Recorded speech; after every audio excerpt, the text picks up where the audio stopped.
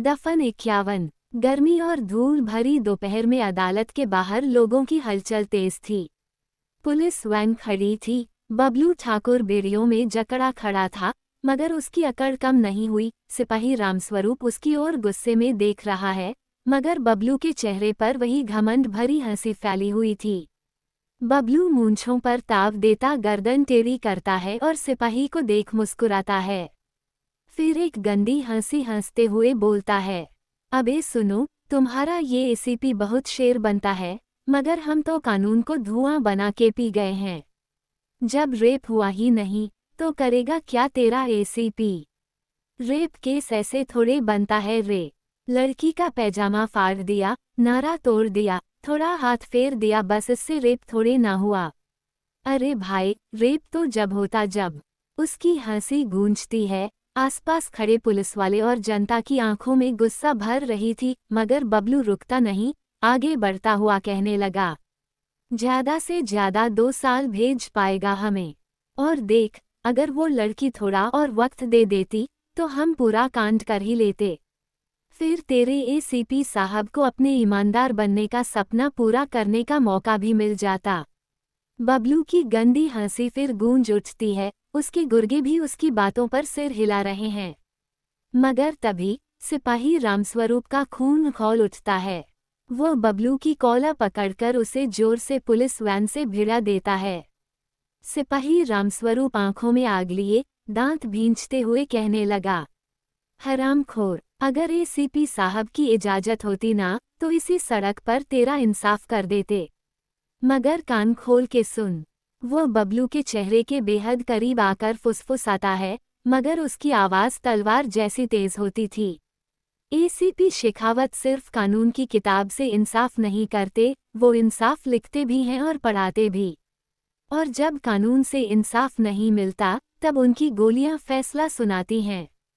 ये सुनते बबलू की हंसी हल्की पड़ने लगती है, मगर वह अब भी अकड़ने की कोशिश करता है। बहुत देखा ऐसे एसीपी, 2-4 दिन में मामला ठंडा हो जाएगा और फिर हम बाहर फिर देखेंगे कौन किसका इंसाफ करता है। बबलू अपने हाथों की बेड़ियों को देखता है, फिर अपनी बेहुदा हंसी हंसता है और सिपाही की तरफ देखकर कहता है। चारों ओर एक सन्नाटा सा छा जाता है। सिपाही रामस्वरूप की आंखों में आग जल उठती है, मगर उसके हाथ बंधे हुए हैं। भीड़ में खड़े लोग भी बबलू को घृणा से देखने लगते हैं, मगर बबलू को परवाह नहीं। मगर उसे यह अंदाजा नहीं था कि उसकी यही बेशर्मी उसकी सबसे बड़ी भूल बनने वाली थी, क्योंकि ठीक उसके पीछे एसीपी नील शेखावत खड़ा उसकी पूरी बात सुन रहा था। एकदम शांत, मगर भीतर आग लिए, एसीपी नील शेखावत अपनी गहरी आंखों से बबलू को घूरने लगा। सफेद शर्ट की बाहें चढ़ी हुई हैं, बेल्ट कसी हुई, और उनके चेहरे पर एक ऐसा गुस्सा था जो किसी भी अपराधी की हड्डियां कंपा दे। मगर वो एकदम ठंडे लहजे में बबलू के सामने आता कहता है, बब, तू ना कानून पढ़ा है, ना इंसानियत, और अब तुझे कानून का असली चेहरा मैं दिखाऊंगा। बबलू का घमंड अब भी कम नहीं हुआ। वो हल्का सा मुस्कुराता है, मगर इस बार उसकी हंसी में हल्का कंपन था। फिर भी वह अपनी अकड़ बचाने की कोशिश करता हुआ कहता है, अरे एसीपी साहब, ज्यादा हावी मत होइए। जो केस है, वो कोर्ट में लड़ेगा, ना कि आपकी सड़कों पर। शेखावत अपनी गहरी नजरें गड़ाते हुए बेहद खतरनाक स्वर में कहता है, कोर्ट में कानून का फैसला होगा, मगर तूने जो गुनाह किया है, उसकी सजा तुझे हर हाल में मिलेगी, चाहे कितना भी बड़ा नेता तेरा मालिक क्यों ना हो। इसके बाद सिपाही रामस्वरूप बबलू को जबरदस्ती पुलिस गाड़ी में ठूंस देता है। इस बार बबलू हंसता नहीं, उसकी नज़रें अब एसीपी नील शेखावत के चेहरे पर ठहर गई हैं, और पहली बार डर की एक झलक उसके चेहरे पर दिखती है। पुलिस वैन का दरवाज़ा जोर से बंद होता है।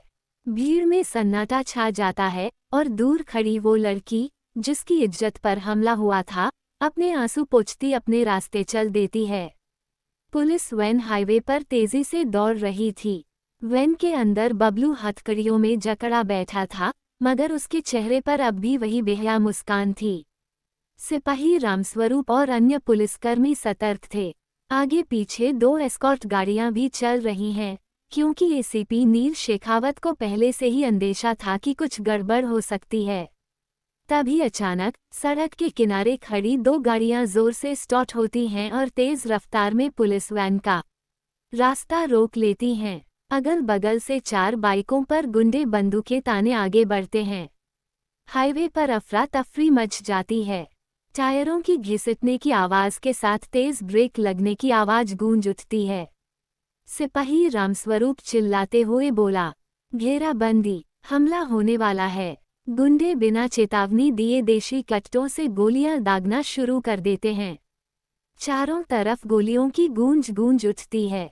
सड़क पर अफरा तफरी मच जाती है। पुलिसकर्मी तुरंत मोर्चा संभालते हैं। पीछे की एस्कॉर्ट गाड़ी का दरवाजा जोर से खुलता है और एसीपी नील शेखावत छलांग लगाकर सड़क के किनारे एक ट्रक के पीछे पोजीशन लेता है। उसके हाथ में MP5 सबमशीन गन थी। उसकी आंखों में जलती आग का इरादा साफ था कि आज ये गुंडे बचने नहीं वाले। पुलिस जवाबी फायरिंग शुरू करती है। एसीपी नील एक के बाद एक सटीक हेडशॉट लगाते हैं। एक गुंडा गोली लगने से बाइक समेत गिरता है। एक ग्रेनेड फेंककर गुंडे पुलिस वैन को उड़ाने की कोशिश करते हैं, मगर नील उसे हवा में ही शूट कर देते हैं। बबलू अभी भी वैन के अंदर बैठा था, मगर अब उसकी अकड़ गायब हो चुकी है। उसका चेहरा सफ़ेद पड़ने लगा है। तभी एक गुंडा पीछे से नील पर रॉड से हमला करता है, मगर नील फुर्ती से उसका हाथ पकड़कर एक तगड़ा घूंसा उसकी नाक पर मारता है। गुंडे की नाक से खून बहने लगता है। एसीपी नील गुस्से में गरजते हुए चीखा, काशी में गुंडागर्दी दिखाने आए हो? तुम्हें पता नहीं ये शहर महादेव का है और महादेव को छेड़ोगे तो तांडव तो होगा ही। इसके बाद नील अपने घुटने से गुंडे के पेट में जोरदार वार करता है और MP5 उठाकर 2 और गुंडों को धराशायी कर देता है। पुलिसकर्मी बाकी बचे गुंडों को पकड़ लेते हैं। इन सबके बीच बबलू अपनी हथकड़ियां छुड़ाने के लिए वैन के पिछले दरवाजे को तोड़ने की कोशिश कर रहा था, मगर तभी शेखावत वैन के पीछे पहुंच जाता है। बबलू अभी दरवाजा खोल ही रहा था कि धड़ाम, नील तेजी से बबलू का कॉलर पकड़कर उसे घसीटते हैं और एक जोरदार मुक्का उसके चेहरे पर मारते हैं। बबलू की नाक से खून टपकने लगता है। एसीपी नीलन उसे घसीटते हुए खतरनाक आवाज में कहने लगा, अबे हरामी, तुझे लगा था तेरा गैंग तुझे छुड़ा लेगा। इसके बाद नील बबलू को जमीन पर पटक देते हैं और उसकी गर्दन पर बूट रख देते हैं। बबलू अब भी हथकड़ियों में था, मगर उसके चेहरे पर कोई पछतावा नहीं था, बल्कि वो एक बेशर्म हंसी हंस रहा था। बबलू अकड़ते हुए, थूक फेंकते हुए बोला, बड़ा आया काशी का सिंघम, अबे तू कुछ नहीं कर सकता। नेताजी की एक कॉल लगेगी और मैं बाहर, और तब तेरे को मैं अपनी अदालत में घसीटूंगा। ये सुनते एसीपी नील की आंखों में खून उतर आया था, मगर वो अब भी शांत थे, बहुत शांत। मगर हर सिपाही को पता था ये शांति तूफान से पहले की थी। शेखावत धीमी मगर ठंडी आवाज में बोला, तेरे जैसों का कानून में यकीन नहीं होता ना बबलू? तुझे लगता है कि तेरा नेता तुझे बचा लेगा? तू भूल गया कि मैं कौन हूँ? हाँ बे, तू पुलिस है, कानून का कुत्ता, और मैं शेर हूँ। मुझे कोई हाथ नहीं लगा सकता, तेरा कानून बस फाइलों में सड़ता रहेगा। नील ने एक गहरी सांस ली। उनकी उंगलियां उनकी कमर पर बंदी सर्विस रिवॉल्वर को छू रही थीं, जैसे वो खुद को रोक रहे हों। सिपाही रामस्वरूप, यादव और मिश्रा एक दूसरे को देखते हैं। कोई कुछ नहीं कहता, कोई रोकने के लिए आगे नहीं बढ़ता, क्योंकि सब जानते थे अगर बबलू बच गया तो ये केस फिर से उलझ जाएगा और लड़की को इंसाफ कभी नहीं मिलेगा। सिपाही रामस्वरूप धीमे स्वर में बाकी पुलिस वालों से कहता है, हम कुछ नहीं देख रहे, समझे? बाकी सिपाही सिर झुका लेते हैं, जैसे कुछ हुआ ही नहीं। हर कोई जानता था कि बबलू को छोड़ना मतलब काशी की बेटियों को खतरे में डालना, और आज कोई भी सिपाही ऐसा नहीं चाहता था। एसीपी नील ने एक आखिरी बार बबलू की आंखों में देखते चेतावनी देते हुए कहा, काशी की जमीन में पापियों की जगह नहीं होती बबलू। आखिरी बार कह रहा हूँ, भगवान से माफी मांग ले। अबे लेक्चर मत दे। मुझे तेरी बंदूक से डर नहीं लगता। अगर हिम्मत है तो। धायम, धायम, धायम। 3 गोलियां गूंज उठती हैं। बबलू की हंसी हमेशा के लिए बंद हो जाती है। उसका शरीर हाईवे की धूल में गिर जाता है। उसकी आंखें खुली की खुली रह जाती हैं, जैसे उसे अब भी यकीन नहीं हुआ कि आज वो बच नहीं पाया। सिपाही पीछे देखते हैं, मगर कोई कुछ नहीं कहता। सब चुप हैं। किसी की नजरें नील से नहीं मिलती।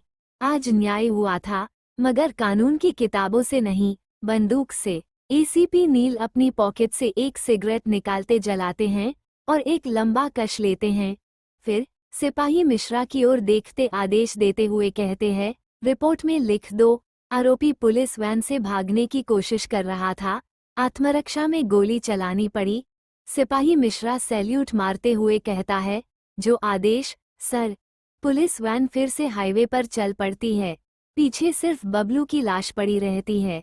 एसीपी नील शेखावत ने पीछे मुड़कर एक नज़र डाली। काशी अब थोड़ा और सुरक्षित हो गई थी, और वो जानते थे, इसका कोई केस फाइल नहीं होगा, कोई जांच नहीं होगी, क्योंकि आज पुलिस ने न्याय किया था। कहानी आगे जारी रहेगी। कहानी पसंद आने पर लाइक करें, सब्सक्राइब करें और अपने मित्रों से साझा करना न भूले। धन्यवाद।